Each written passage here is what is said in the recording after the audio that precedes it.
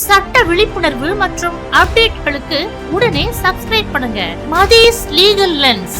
இந்த வீடியோவை மறக்காம உங்க நண்பர்களுக்கு ஷேர் செய்யுங்க. போற போக்க பார்த்தா குயின் வைக்கிற செக்கால லாலட்டா மோகன்லாலே காலி ஆயிட்டு இருக்கிறாரு. இப்போ என்னன்னா இந்த மாதிரி செக் வருதே. என்ன ஹேமா கமிட்டி ரிப்போர்ட்டை உடனே நீங்க செஸ்ல கோட் பண்றியா? ஆமா, அப்படிதான். இந்த ஹேமா கமிட்டி விஷயத்த ஒரு பொண்ணா நீங்க எப்படி பாக்குறீங்க? அது என்ன பொண்ணா எப்படி பாக்குறீங்க? ஏதாவது பிரச்சனைன்னு வந்தா மட்டும் உங்களுக்கு பொண்ணு தனியா ஆண் தனியா அப்படின்னு தெரியுதா? இந்த பிரச்சனையை நீங்க எப்படி பாக்குறீங்க அப்படின்னு கேட்டா வேற. உடனே உங்க மேல் சாவுனிசம்லாம் உங்க மேல வந்துருமே. சரி கோழிக்கொடி, ஏன் இப்போ டென்ஷன் ஆயிட்டு இருக்கிறீங்க? பின்ன இதுக்கு டென்ஷன் ஆகாம?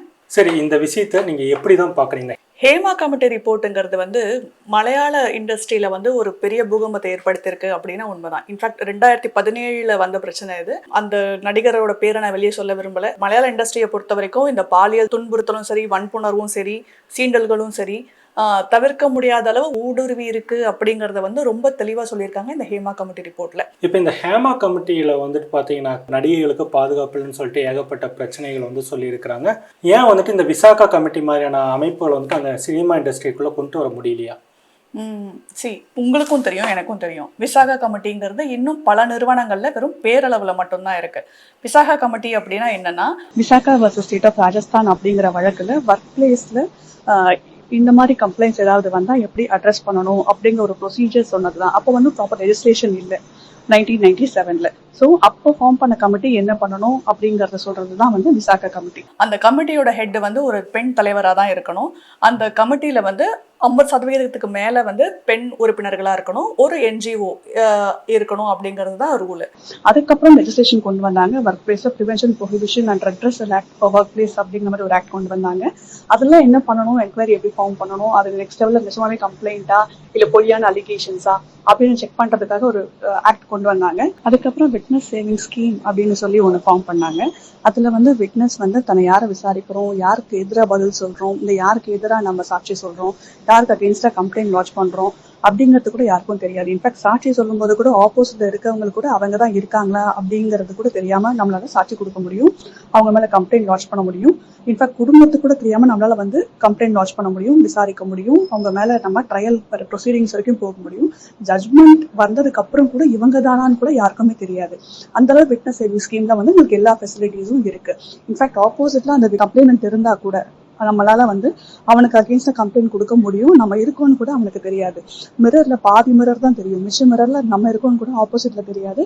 நம்ம இருக்கோங்கிற பதட்டம் வராம கூட சில விஷயங்கள் பண்ண முடியும். அதாவது கம்ப்ளைனன்ட் இருக்கான் அப்படிங்கிற பதட்டத்துல கூட சில பேரால ப்ராப்பரா விட்னஸ் கொடுக்க முடியாது. ஸோ அந்த பதட்டத்தை நீக்கிறதுக்காகவே சில விட்னஸ் சேவிங் ஸ்கீம்ங்கிற மாதிரி கொண்டு வந்திருக்காங்க. ஸோ நம்ம தான் ரிப்ளேஸ் பண்ணிக்கலாம். உங்களுக்கும் தெரியும், எனக்கும் தெரியும்.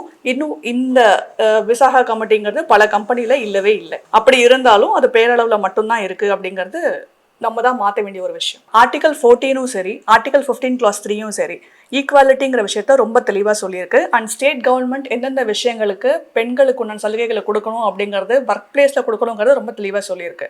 ஒர்க் பிளேஸுங்கிறது ஒரு பில்டிங், ஒரு கட்டடத்தில் பண்ணுற வேலை மட்டும்தான் ஒர்க் பிளேஸ்னு கிடையாது. இந்த மலையாள இண்டஸ்ட்ரியில் நடக்கிறது கூட ஒர்க் பிளேஸ் தான். அவங்க நடக்கிற ஷூட்டிங் ஸ்பாட் கூட ஒர்க் பிளேஸ் தான்.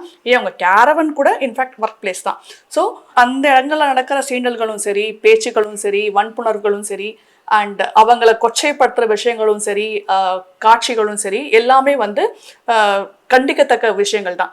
ஸோ நம்ம தான் முன் கம்ப்ளைண்ட்ஸ் கொடுக்கணும். ஒரு பொண்ணையே கம்ப்ளைண்ட்ஸ் கொடுக்க பயப்படுறாங்க அப்படிங்கறது விஷயம் தான் எனக்கு இப்போ வரைக்கும் புரிய மாட்டேங்குது. சட்டம் ஸ்ட்ராங் ஆயிடுச்சுதான்.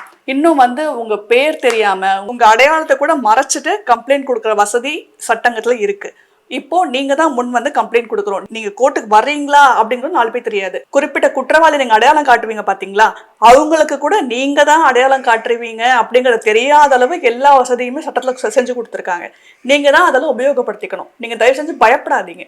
நீங்க முதல்ல சட்டத்துக்கு முன்னாடி வாங்க, அப்பதான் உங்களுக்கு சட்டம்னா என்னன்னு தெரியும். நாங்க உங்களுக்கு ஹெல்ப் பண்றதுக்கு ரெடியா இருக்கும். சரி, இப்போ பாத்தீங்கன்னாக்கா இந்த மாதிரி பாலியல் குற்றச்சாட்டு வழக்குகள்ல பாதிக்கப்படுற பெண்கள் எந்தெந்த விதத்துல போய் புகார் கொடுக்க முடியும், எந்தெந்த சோர்ஸ்ல புகார் கொடுக்கலாம்? விமன் ஹெல்ப் லைனை கான்டாக்ட் பண்ணுங்க. மகளிர் ஆணையம் இருக்கு, உங்களுக்குன்னு NGOs இருக்கு. நீங்க எப்படி கான்டாக்ட் பண்ணாலும் சட்டம் உங்களுக்கு ஹெல்ப் பண்ணும்.